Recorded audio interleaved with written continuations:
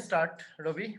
You can start from Okay. your end, introduce yourself, and then I will start, and I will start my question and the stuff. Yes. My name is Ravi Bajpai. I'm a multimedia journalist. Over the last 16 years as a journalist, I've worked for print newspapers and for digital. So I kind of work across formats. I write, I take pictures, I take videos. I'm right now working with China Daily in Hong Kong as a managing multimedia producer.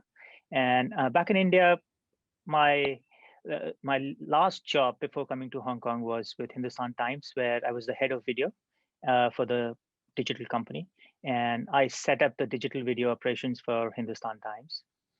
And before that, before I moved to the digital space and video, I was a print journalist for 10 years. I used to write and edit, but for most part of those 10 years, I was reporting on crime, Delhi police, and on the Delhi government. So I covered politics for 5 years, state politics. Uh, and then I moved to digital completely. So I've been in the digital space for about 8 years now. And about 3 years back, I was chosen as the International Center for Journalist Fellow, and my fellowship was for multimedia journalism and innovation in digital storytelling. And we used to work. So, International Center for Journalists, or ICFJ, is a Washington D.C. based nonprofit that works on beefing up journalism and the media landscape around the world, especially in the developing countries. So my job was to work pro bono for a lot of the Indian newsrooms and consult with them on, strategy for innovative storytelling on digital platforms. Uh, I'm Muhammad Aminuzzaman, and now I am working as a senior lecturer at a private university, University of Liberal Arts, under the Department of Media Studies and Journalism Department.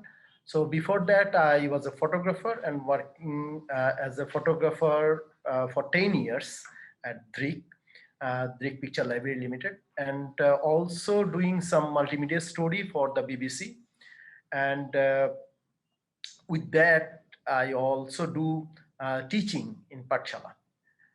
And before that, I complete my photographic 3 years course from the Patshala. So you can say that I'm a photographer mainly, and with the photography, and I do my multimedia story and storytelling stuff with the videography. And now I am mostly I work as a teacher right now at ULab and Patshala both.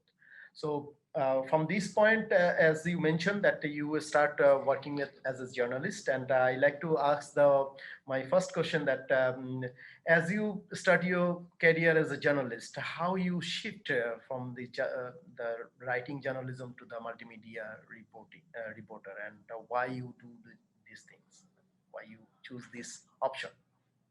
Yeah.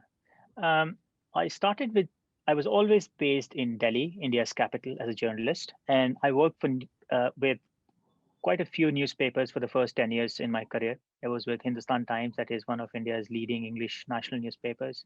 Then I worked with um, a newspaper that the India Today group brought out. It was called Mail Today. And then my last print job was with the Indian Express. That's again it's a very reputed English national newspapers in India.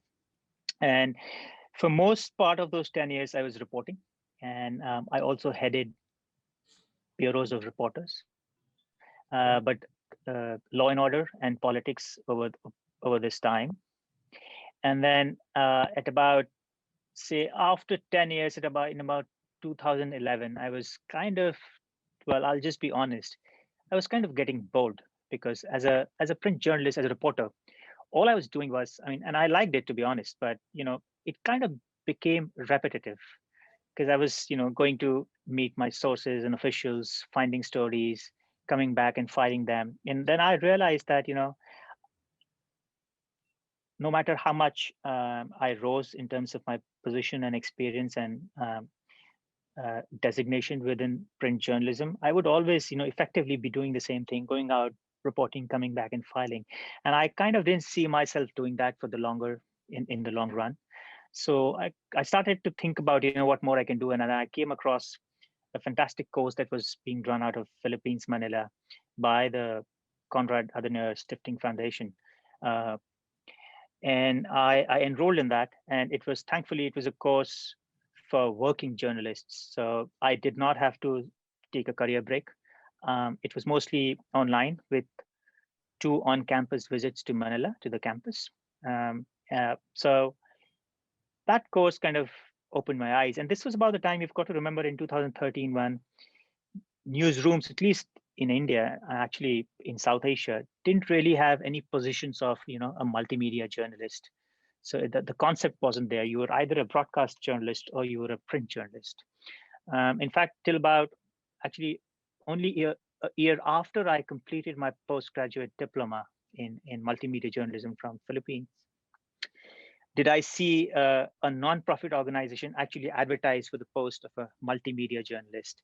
Until that time, no mainstream newspapers or TV companies were actually even advertising for a multimedia journalist. So it was a big shift. I moved. So in order to get into multimedia journalism, I actually had to leave active journalism after 10 years, and I moved to a nonprofit for about a year, Center for Science and Environment. It was a nonprofit, but my role really there was, as a multimedia journalist, shoot videos and manage their websites and also look at their social media. I stayed there for a year. Then I was kind of getting bored there because it was mostly, I was just sitting in the office.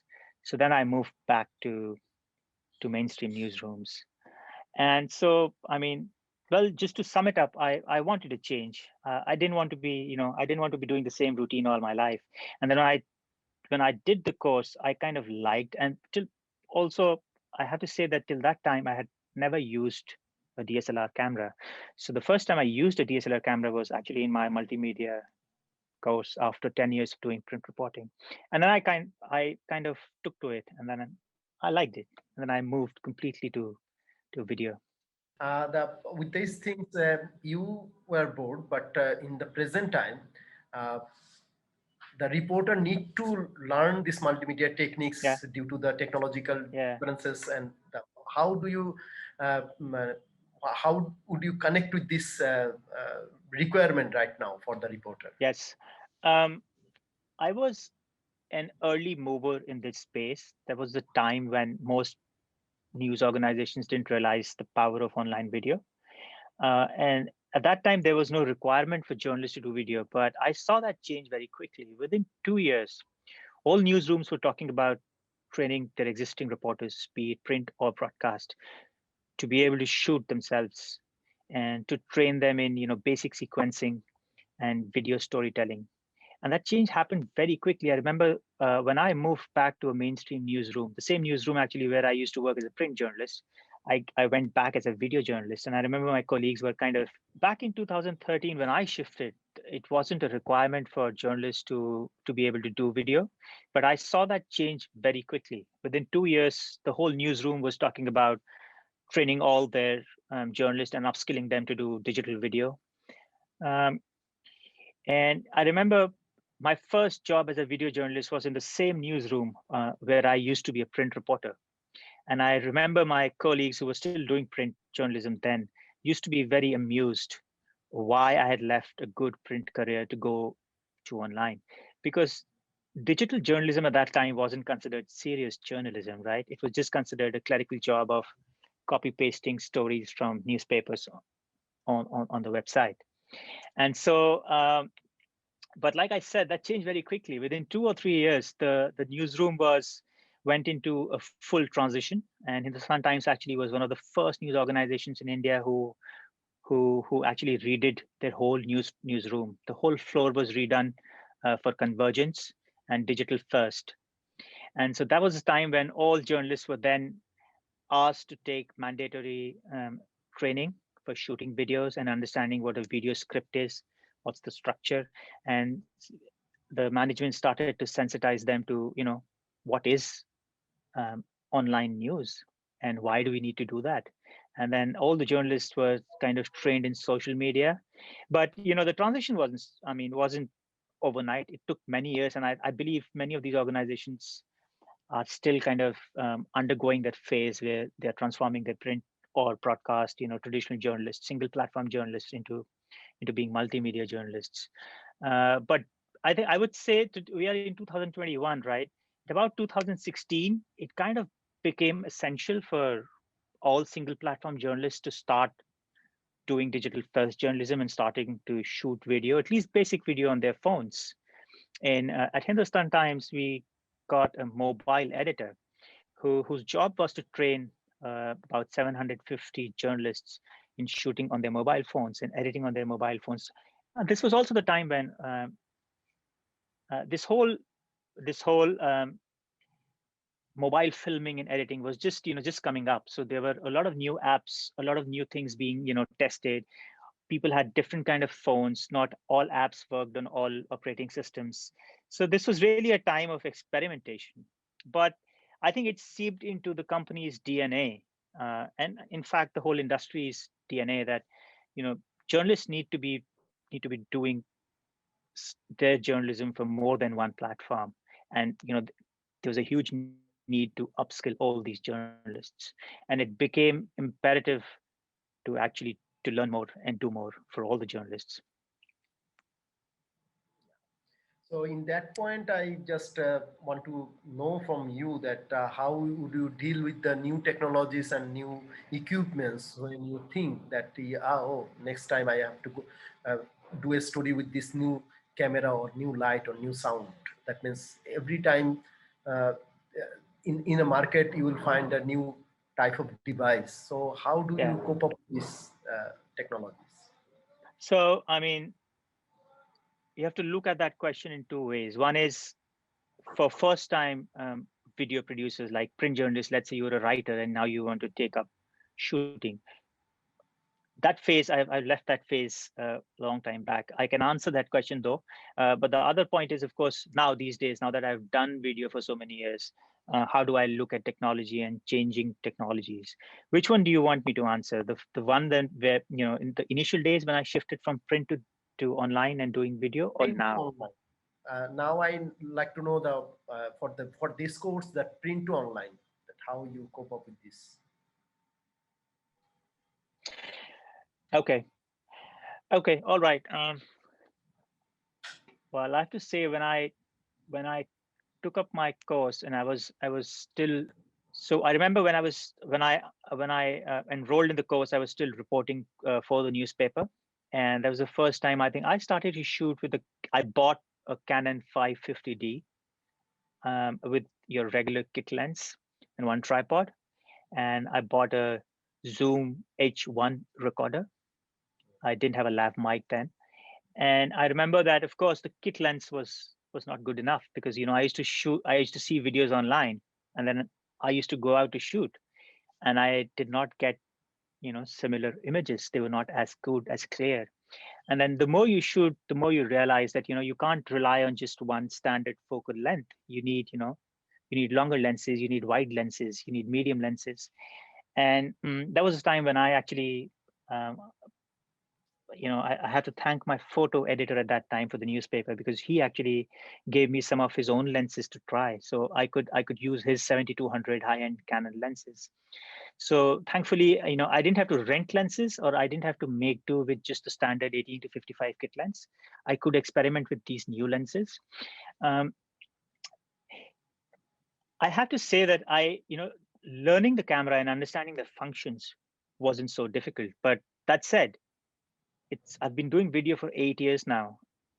Even till date, I'm learning something new every day. So the first thing I think in hindsight, I'd like to say is that when you're trying to shift from print to digital, don't expect to master the technology on day one, right? And it's not just the technology, right? You have to bear in mind that doing a good video uh, involves a lot of things, right? You need to understand what a video story structure is. What's the beginning, middle, and end? What are the elements? How will your story progress? What is the story arc? And then you've got to think about the equipment you're using, and so at that time, I think for me, learning the basics of the camera it took me about 5 to 6 months to become comfortable with the camera. because I wasn't shooting every day. I was still working a full day job. So I was shooting part-time, like, half an hour, 1 hour every day. And then, of course, simultaneously, I was also learning the editing software, and I started with Adobe Premiere. And so I'd say it took me about a year to get comfortable doing everything. Um, well, if you've never used a camera, then understanding the camera is very critical. Otherwise, I would have just said that, first understand what the video story arc is. What does it take? Because there are so many technicalities. I remember even small things take you time to learn. I was trying to shoot. I was trying to shoot a busy traffic scene at a junction in Delhi, and I was using a 7200 heavy lens with my small camera. Canon 550 is a very light camera, right? The lens is heavier than the camera, and we were told that you have to fix the tripod base plate on the camera body, and I kept doing that, and but the lens was heavy, so even if there was slight wind, the lens would shake, and every time I would come back, my footage was shaky, and I couldn't figure out it. I shot many times for many days, and I couldn't figure out what happened. But then I spoke to my teachers, and they said, "Are you putting the base plate on the body or the lens? Because for the long lens, you need to put the base plate on the lens and not the body." So I figured that out, like, after many days of shooting, failing, getting frustrated. I guess what I'm trying to say is that it's going to be a gradual process. So you might get frustrated very quickly. That you might it the whole it might seem very daunting. That what's the point? I've done 10 years in print journalism. People know me.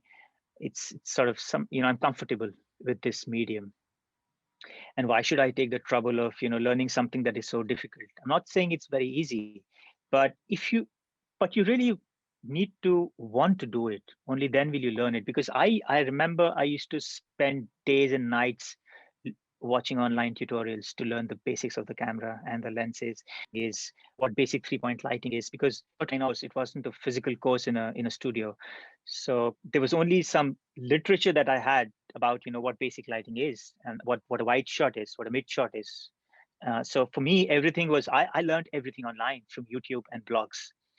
um, but it's something that you've kind of got to you have to give it some time. I would say give it at least 1 year before you think you're not able to do it. Don't quit it. It takes time, and it takes a lot of self learning. Okay.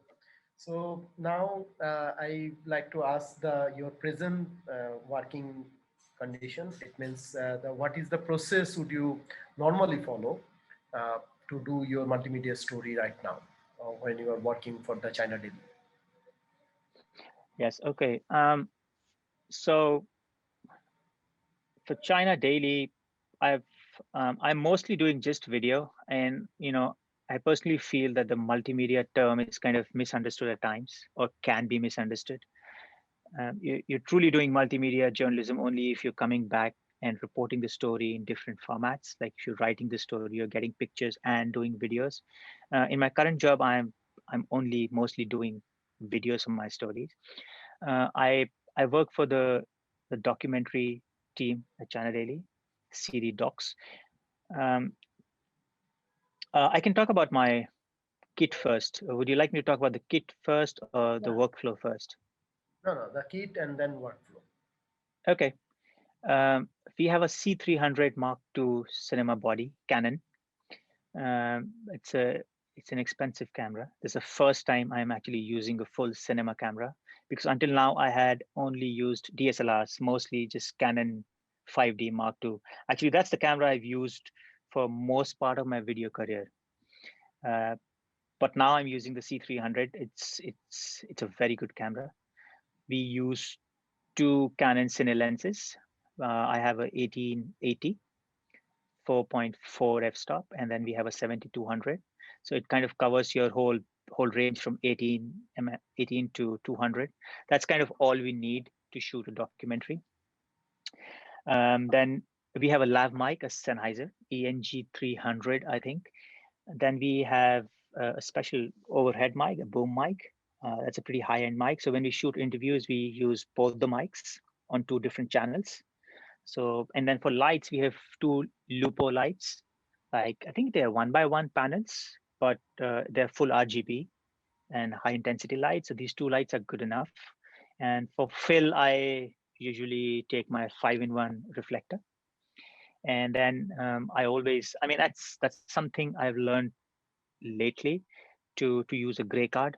This is the first time in my career that I've started to use a gray card to get my exposure right, because I'm shooting in C-Log 2 on the cinema camera. So it's a log format. It's a really flat format, and unless you get the exposure right, especially on interviews, your post-production workflow and all your color transformations can be really hard. So it's this camera is quite technical. So I've had to read all. This is the first time in my life that I've read the official documentation and the tests, the technical tests of the cameras that were conducted, to understand how to work with such a wide dynamic range and the different, you know, log formats. And then what else? I use a really heavy Manfrotto tripod. I usually carry about five light stands with me. So one light stand is for the boom mic, one light stand is for my key light. Then I always carry a flag kit. So to basically use flags to cut light and shape light when doing the interview. So that's 3 light stands taken care of. Then I need a 4th one for the backlight, and I keep a 5th one in my kitty, because I like to use a 1 layer of diffusion. We have some silks that we use. So we use the key light, which is already slightly diffused, and then we have a silk in front of it to make the light source a little bigger, to make the light softer, and then to diffuse it further. Yeah, uh, yeah, that's pretty much it. But the camera itself has quite a lot of accessories, because this camera doesn't have a built-in monitor. So you have an external monitor you need to connect. Then you have to, there's an audio mixer for 2 mics. So that's probably my kit, and I also edit and color it myself. So we use Final Cut Pro here, and so I use FCP, and then my workflow is to sort of shoot, get everything back, ingest it into Final Cut Pro. And because the files are very heavy, you cannot edit with the high resolution files because your computer is not fast enough. So Final Cut Pro would make proxies for those files, and I would typically leave it overnight to make proxies. So that's part of the workflow. And then after I have edited something, I'll push it out to DaVinci Resolve to fix the color, to color correct and kind of color grade. I mean, I'm not a colorist, but like I said, I've been doing a lot of online learning for the last few months, so I know some basics. And so then we use DaVinci Resolve to finalize the video. That's really the production workflow. But in pre-production, we of course go out for recce's to this to this to the locations. We do a lot of pre-interviews before we go out to shoot. We have a rough idea of what's our story, and then you have to speak to characters, find the right characters, line up interviews. So for a 10-minute doc, you would typically need about a week to be able to shoot everything. But I know a lot of international companies would take a lot of time to prep and line up their interviews so that they can shoot the whole thing in 2 or 3 days. So, but those shoot days are really long. But these are shoots where a crew travels, so they want to save on costs. So they want to do it quickly. In our case, I'm just shooting out of Hong Kong right now, so I can stretch it over a week. Is there something you think I need to answer more? So you just mentioned about the Reiki, that what is the importance of making a story uh, in terms of Reiki? Because some people think that, oh, I don't need these things, so when I go, I can find someone. So how important to you for as a Reiki, it means to find out the story So or the character? you mean Reki to go and speak to people, or Reki to see the location? Location and speak to the people, both. Um,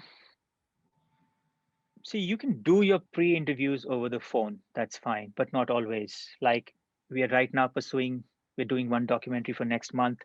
And a lot of the characters are actually people who work on roadsides and have small shops, and they might be old, so they won't speak to you over the phone. So, one journalist has to first go and talk to the person and prep him or her up and take the permission and sort of just do a pre-interview. Otherwise, you can do it over the phone, but we would never go to interview somebody without actually having done a pre-interview or some kind of introduction, either over the phone or over email.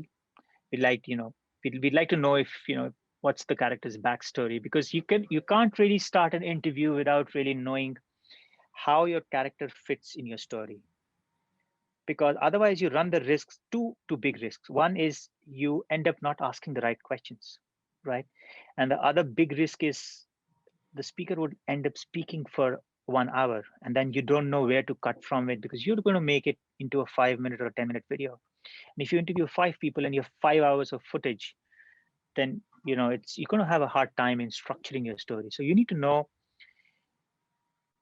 because your story is going to have multiple elements, you need to know which character fits which element. So you need to do your, and that's really part of the pre-production process. You don't go out to shoot without understanding your story, understanding where my character fits in, and then speaking to the character and telling them about what your story is and what is it that you think that they might add to the story. Because they're kind of, many times they're confused. They're like, I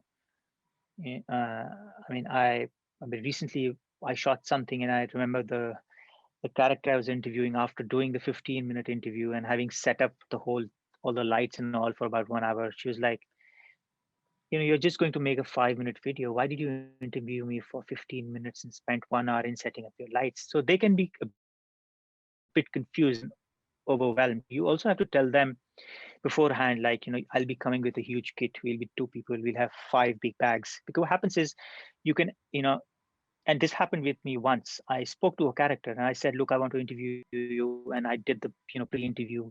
I said, and he was still well. And Yeah. when I actually, and he said, yes, he said, only yesterday, one TV crew had come and interviewed him. So I went over with like 5 bags and lights and everything. And he met me at the hotel lobby and he said, oh, you have so much equipment. I mean, the guy who came yesterday just shot me with his mobile phone. So we just sat in the lobby and nobody noticed that we shot. And whereas in my case, the moment I walked into the hotel, the front desk stopped me to say, what's all this? What do you want to do? I ended up not shooting the interview that day because the hotel didn't allow. I didn't have any space. So that's why it's really important to speak to your character, not just for the story, but just also for the logistics, and tell them, look, the interview is going to last for 10 minutes. I'll have lights, I'll have one person on the camera, I'll ask the question. So you kind of have to massage the character before you reach. Otherwise, your character won't open up. I talk about a 13-minute doc that I did when I was with Hindustan Times. And this was a story about militants in Kashmir taking to social media and trying to, putting out their videos and photos without any masks. We wanted to investigate what was happening because, that was something new. So the story was actually, it was the idea of our investigations editor. And she and I traveled to Kashmir from Delhi alone. We were there for 4 days, and we did about 6 to 7 interviews. We went to meet the families. So I handled all the production and post-production alone. I carried 2 cameras with me. At Hindustan Times, then we were using Nikon cameras. And so it was really the first time I was traveling with, not really the first time, but this is the first time I was carrying a lot of equipment. So I carried 2 camera bodies. I carried three, 4 lenses. Then I'd also bought a Steadicam. So I even carried that. I was carrying 2 tripods, 2 set of lav mics. And that was a time when I was not using lights.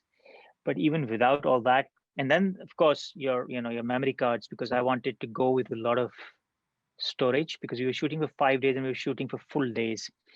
So I didn't know if I would have time to sort of shoot in the morning and then come back to the hotel to transfer all the stuff and format and empty my cards. So you have to prepare for all of that. You have to you have to ascertain how how many SD cards you need, and how many batteries you need before you set out. So it was a lot of equipment to carry actually, but it was an important story, so I carried all of it. I think it took me about 2 or 3 days to just prep the equipment. But I would say this: the biggest challenge when you start out to shoot video, if you have not done it before, is you're just struggling with how to operate the camera. You think you know it, but when you're on the location, and because things are moving fast, the interview is about to start, and you figure out that your white balance is out, and then you're just struggling and working with the buttons on the body to figure out how to set the white balance, because you forget it, you know and there are so many things that could go wrong. So I think the first lesson is to be comfortable with the equipment you use, and spend a week, take it out, shoot some random shots, try to see if you know where all the important settings are. And then also, because when you're shooting a documentary and when you're alone, things are moving fast. You need to know the right buttons for changing the aperture, and getting the right exposure, and the ISO, because you can't be struggling with the equipment while you're on location. And this has happened with me a lot of times, and to be honest, this still happens with me. Not saying that you will be able to solve this problem forever, but there is a good chance that if you're not comfortable with your equipment, you'll goof up on the shoot, because there is a lot of pressure on the shoot, because only you know that you're starting out. The person you're interviewing and your own colleague doesn't know that you're just learning the body and the art of doing video.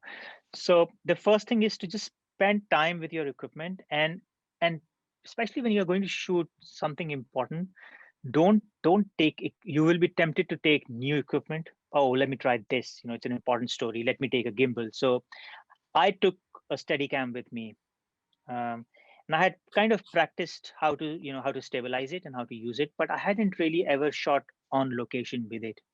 It was a pretty heavy bag, and I took it. And I remember I spent the whole night in the hotel room trying to balance it well, and I ended up not using it at all.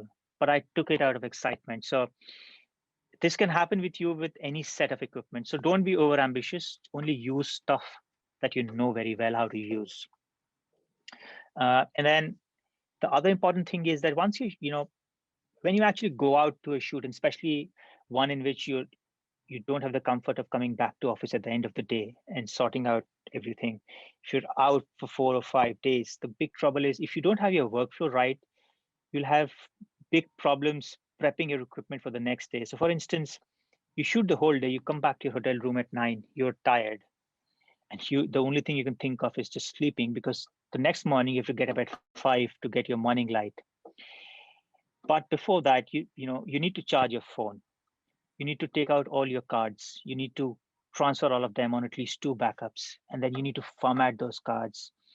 Then you need to charge your camera batteries.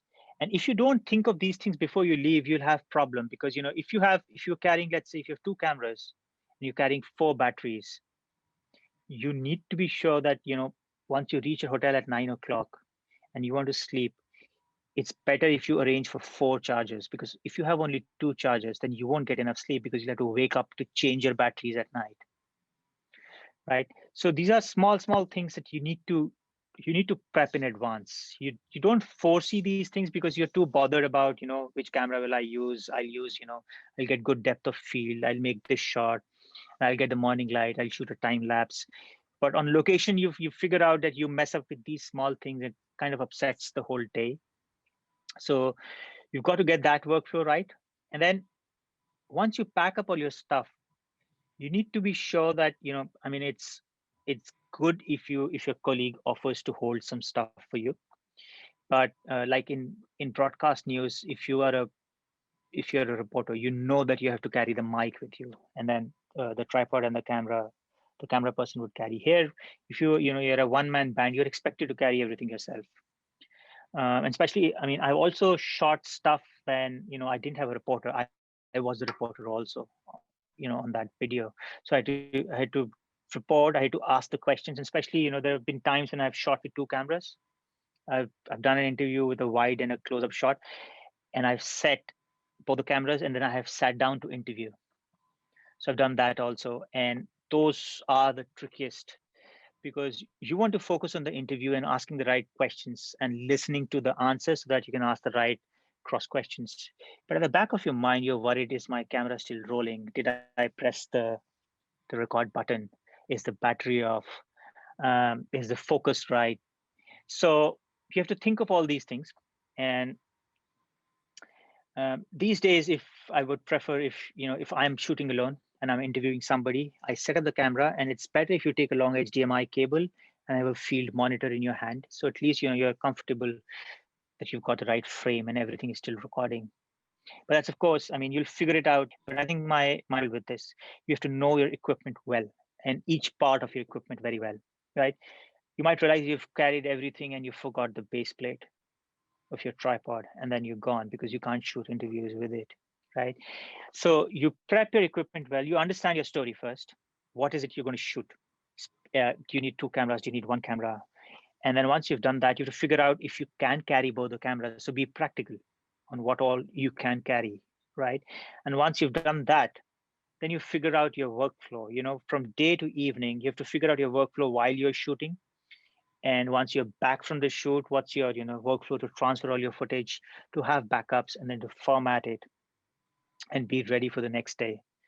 So I would say these are the two most important things. And of course, you have to think of the story, because when you start out, and I think this is where a lot of people struggle when they start out, and I did myself too, is understanding what B-roll is.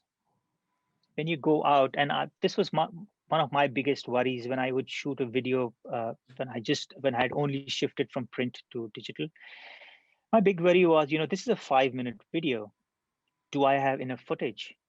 And till date, I'm still worried whether I have enough footage to fill in the video. And when I started off, in the name of B-roll, you'll just take random shots because you have only half an hour on location, and you're worried to capture a lot of shots so that you can slap them on the interviews in post-production. And you don't think about, whether this B-roll is relevant to what the guy is speaking and what my story is. And then also, you forget your basic sequencing: wide, mid, tight, wide, mid, tight, wide, mid, tight. There are times if you don't think of, let's say, a wide shot, you're on location, you're quickly taking close-ups with a lot of depth of field, and you feel these shots are very artistic. When you come back on the edit table, you realize that you don't have an establishing shot of the location. So these are kind of things that what I used to do is sometimes it is very difficult to, when you are start editing, in Yeah. that point it is very valid point that think when you are shooting, because when you back can't take uh, the second chance to reshoot in some location, you Yeah. can't go there. So Yeah. that's a very important point. So Yeah. okay. So I think my tip would be, when you're starting, just make a note of, just make a short list when you're going in the morning, right? You know what the location is. I'm going to interview let's say you're going to interview a government official. You're going to interview him in his office. So be sure that when you reach there, make a short list, take an establishing shot of the building, take an establishing shot of the board that says, what building this is. Then you go in, take a sequence of the guy or the girl working on the computer, right? Take a wide shot of the room, establishing him inside the room, then take a mid shot. I used to break it down more like science when I started out, not really artistically. So I would say that anything I shoot, I will shoot a wide, mid, and tight, wide, mid, and tight. It was almost like a formula in my head. So at least, I was covering all the bases, like the basic ones. So at least I'll have leverage when I'm editing. So I'll shoot, let's say I'll ask somebody to work on the computer, take a wide, I'll go mid, I'll take the person waist up with the keyboard mouse. Then I'll take two close-ups, one of the fingers on the keyboard, then one of the monitor and one of their eye, and one on the mouse. Then I have 6 shots. I can at least make a 15-second sequence, right? So I will break down my video like this. Look, this video, I need B-roll for 1 minute. Let's break it down. I need one sequence I will do 15-second sequences. So I'll do 4 sequences for 1 minute. Each sequence will have 4 shots. And so I used to break it down when I used to go out. But of course, once you start doing it, then you don't, I mean, people still need a shot list, but at least, once you're more comfortable that you will not go back with insufficient shots, then you start thinking creatively. Then you start thinking of, oh, can I make this frame look better? Can I change the kind of establishing shots that I take? Can I change my point of view on the establishing shots? But that is, that's a learning curve. Start with the basics, get your basics right, start getting the right shots, is think of everything, go and shoot random shots, like one shot of a person typing, then one shot of them reading a book. Makes no sense when you put it in post-production. So my advice would be, the more you can think of this logically when you're starting off, then artistically, better. Because I've seen a lot of journalists, just college freshers who've done their video courses, not just, print journalists who move to digital, but, first time journalists moving from colleges, they don't understand sequencing. They will just go and they'll take beautiful shots, but one shot will not speak to the other shot. It's not a natural progression. So, you can't tell a story. And I think that's the most common problem I see with a lot of people. So get a plan in your head when you're going to shoot. Write down, where you're going to go, what shots, visualize the shots a bit in your head. Make some kind of flow, wide, mid, tight, wide, everything you're shooting, just think in your head, say wide, mid, tight. And that'll help you when you start out. So, Ravi, tell me some experience from your experience and that about the how you conduct the interview during the shooting, and how you think that which one is first, interview or b-roll or interview, and what is your process to deal with this two stuff. And so even till date, my process is that when I first walk into the room, I won't take out my camera or anything. I'll just sit down with the character for 5 to 10 minutes, saying hi, hello, pleasantries, and trying to explain your story, who you are. Because if you walk into a room and straight take out your camera, you kind of overwhelm the character. And there are a lot of people who are camera shy. So you first need to break the ice, be informal with them, and then I always film the interview first. I always shoot the B-roll later, but there are different schools of thought on this. A lot of people say, just go and take some B-roll first and let the character be at ease and then start the interview. But I always do the interview first and I take the B-roll later. For the interview, the most important thing is you have to understand that it's not a conversation. It's an interview, and especially for print journalists. And I came from print background, right? When you're going and meeting your source, you're in a habit of sort of, oh yeah. You talk with the interviewee when they say something, because you kind of want to look that you're very interested and you're into the conversations. So you start replying, oh yeah, I know that. So this is not a conversation. And when you start out from print to video, you will always have this problem. You'll have interviews where you're also speaking. You don't want that. So you must know that you can only nod or smile. You can't talk when somebody's answering. You let them complete their answers first. And then the biggest tip, or rather the rule of asking the questions, is never ask close-ended questions. Always ask open-ended questions. So never say, do you think you did the right thing? They might just say, yeah, I think I did the right thing. Okay, so that's a close-ended question. You have no answer there, right? You have to say, you did this at that event. What do you think about what you did? And then, you're them to give a quality answer, right? And so use a lot of, in your frame your questions in a way where you're forcing them to open up, to say, how do you feel about taking up this new job? That's the person has to think about this, because you've framed the questions in a way that they can't just give you a short answer. How do you feel means, you're talking about their emotions. And so try to get the facts. Of course, you need the facts in an interview, but try to dig deeper and try to get the emotion. What were the emotions that drove their actions? And it might seem very easy, but you'll be surprised if you don't prep well, if you don't frame your questions well, your interview can end up being very dull. Yeah, exactly. And that would be helpful to our a new student. And the last one is about your memorable stories. Uh, if you want to tell Yeah. something about your memorable stories and shorts, or why it is memorable in that point, that you should lot of I would stories in say your. my um, well, there are you like different stories in your career because of different reasons, right? There are, as a video journalist, there are some stories you like for the for the cinematography. You think that you shot them really well, right? There are some stories you think you edited very well, and then there are some stories in which you say that just the story was strong enough. I don't care how the shots were, but the story was so good.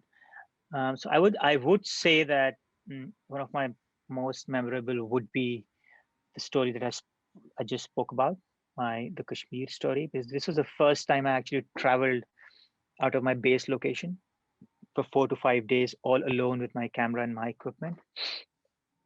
And I think that was the first time I took shots that I really liked.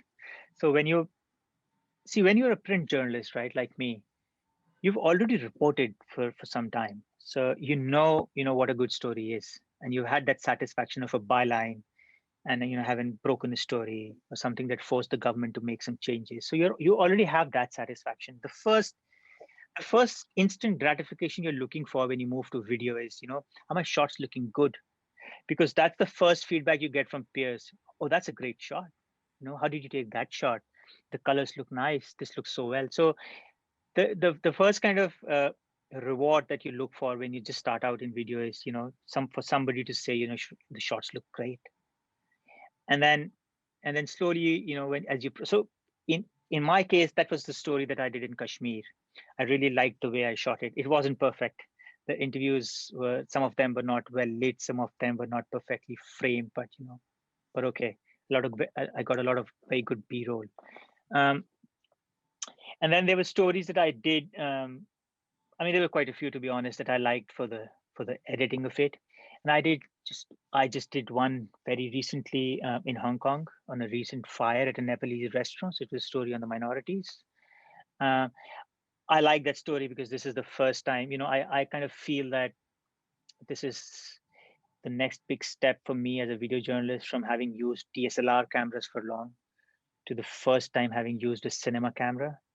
And because I used a cinema camera, I had to do a lot of research trying to understand, what dynamic range is, and how to set exposure. So I've learned a lot of stuff, and the shots that I got were pretty good, very nice. So that gave me the satisfaction of actually graduating as a cinematographer. I mean, if I can say that.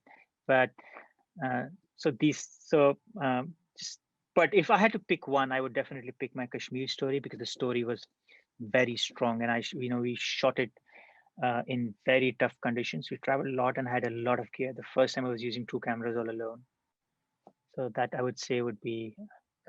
That's all from my side. If you want to add something, you can share your experience to our students. If you want to add something. Well, so the students in this course are students who are college graduates, or or practicing journalists. It depends. Most of them would be from the photographer. So, as you know, in my school is a photography school, but now they Okay. are learning Okay. the videography. So, Yeah. So there's a big debate on who are easier to train, reporters or photographers. Train in videos, right? Uh, because photographers already know the camera. They already know the art of photography, framing, lighting, and color. They know everything. So you would expect them to find it far easier to graduate to video, right? And I've noticed, because when I was at Hindustan Times, we also trained photographers to shoot videos, and these were really seasoned, award-winning photographers, excellent pictures, right? But they would go out and shoot without a lav mic, and you would have a hard time explaining to them that, you have to use a collar mic, because they would be like, it's a great image. Look, it's looking so good. I've got you an interview. I've done this. This is an extra job that I've done. I already took pictures, but I went the extra mile to get you a video. Now you don't appreciate it. So, we had a tough time explaining photographers the whole workflow and the whole technology that you use to make videos is very different. It's the one thing I'll say is it's not something that you can do easily. Even if you're a reporter, if you're a writer, if you go out, you know your main job is to get enough quotes and enough stuff to write out a story. But at the same time, you also have to shoot interviews and take B-roll. So it's not an easy job. It's not something that will come naturally, even if you're a photographer. You'll find framing easy, but you need to understand the devices video journalists use to tell a story visually, and also in the story structure. um, yeah, I've seen a lot of, actually, on the contrary, I'd seen a lot of writers who have moved to video far easily than full-time photographers who move to video. And I always find it very hard. I don't know why, because they have everything they need. Like, they understand photography, they understand light, they understand the camera. They're all artistic in some way. I think they're visually artistic, as opposed to writers who's artistic in how they write. Um, but I do find that a lot of the photographers don't take the time to understand the small technical details of shooting a video, even as something as basic as the frame rate and shutter, because using the shutter is very different for a photographer, right? You can use any shutter speed depending on, you're shooting a fast moving race car, you can crack up your shutter speed. You want nice motion blur, you lower your shutter speed, right? In video, your shutter speed has to be at 180-degree angles. It has to be double your frame rate. And that's also something, it's something that, you'll have to go back. You have to go back and learn everything. You can't expect to graduate smoothly without really putting in the time and patience to learn the technology and the art of telling a story in the video format. But from my side, as a teacher, as a trainer, I learned from that I'm totally agree with you, because the RVGN, Rural Visual Journalism Network, DJN, I work with this project from 2011, and that Yeah, time initially we select 10 photographer for the multimedia journalist, but with that only two become successful. But yeah, after that, we realized that we will choose the reporter, not the yeah, photographer. So yeah. out of 20, almost 12 are still working with us. Yeah, I can That's tell you, I the mean, yeah, findings we there, got from our last project. yes.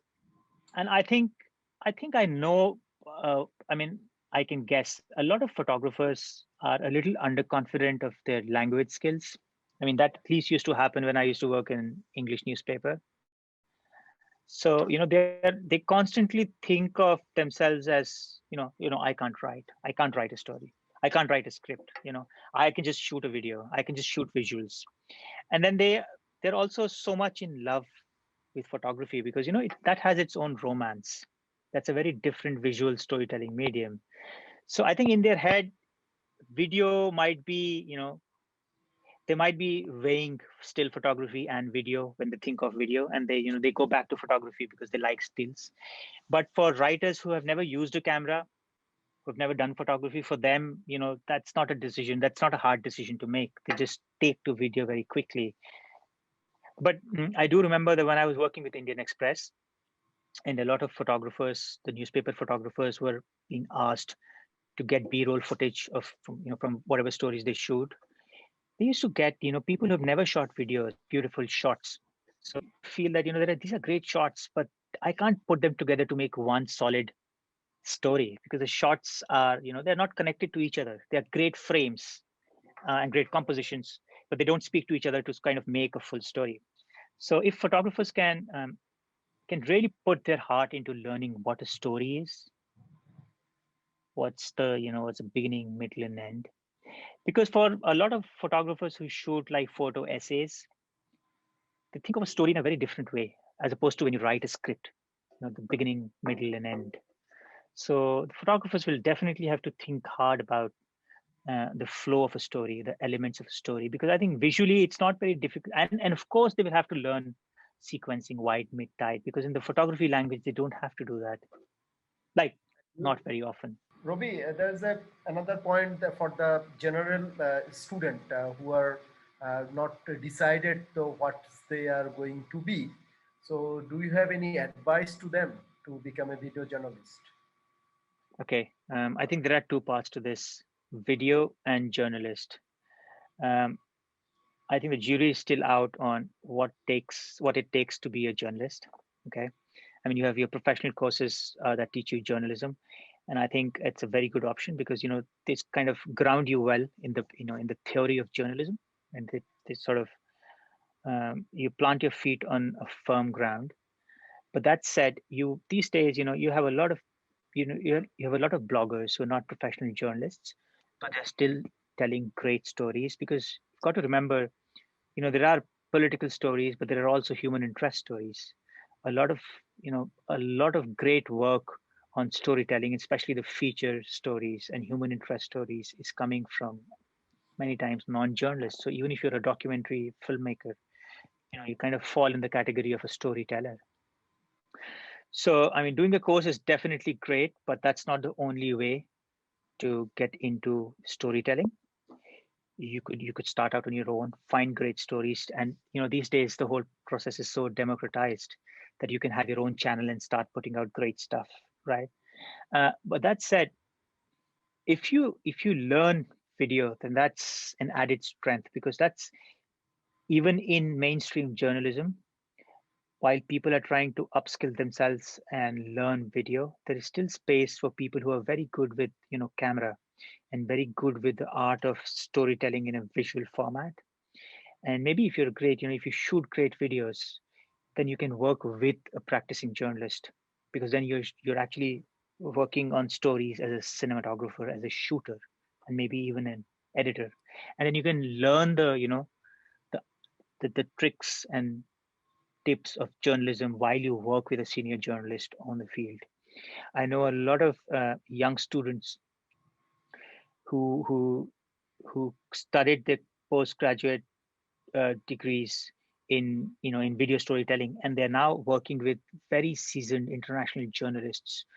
So they're working as fixers, shooters, and producers, but they're working alongside these great journalists. And when you just work with them on one story, two stories, you kind of learn a lot of what journalism is and what good storytelling is. So one way is, of course, going to a journalism school, but the other way is to just kind of become good at using the camera and telling a visual story, and then work with journalists together as a team. And then you can pick up your skill, you can hone your skills as a videographer, and also learn journalism as you go. And then you can kind of branch out to doing your independent stories, because there is a lot of freelance work that comes through from international companies, especially if you're, let's say, if you're in South Asia. Many international publications don't have bureaus in this part of the world, so they rely heavily on local freelancers to shoot stories that are of interest and importance to the West. So you have a lot of scope, even if you don't have a journalistic background, and you still know how to operate the camera and shoot great images and do good sequencing. Then you can you still have a foot in the door, and you can then work with journalists to ease your way into journalism. So there are quite a few options on how to get into journalism, and going to a journalism school is definitely not the only one. Yeah, I do agree with you because I'm a photographer and the videographer also. So Yeah. I could understand this point and totally agree with you. And thank you, Ravi, for your time and for your to learn from you and uh, listen your experience about your stories and your journey. And thank to Patshala. Thank you so much. My pleasure. I'm happy to share my experience. Um, I think I'll just say, to end this, I'll just say that it's a fascinating field. It's difficult, but it's very rewarding. So I think just don't give up in the first few weeks or first few months. Just be at it, and you will get it eventually.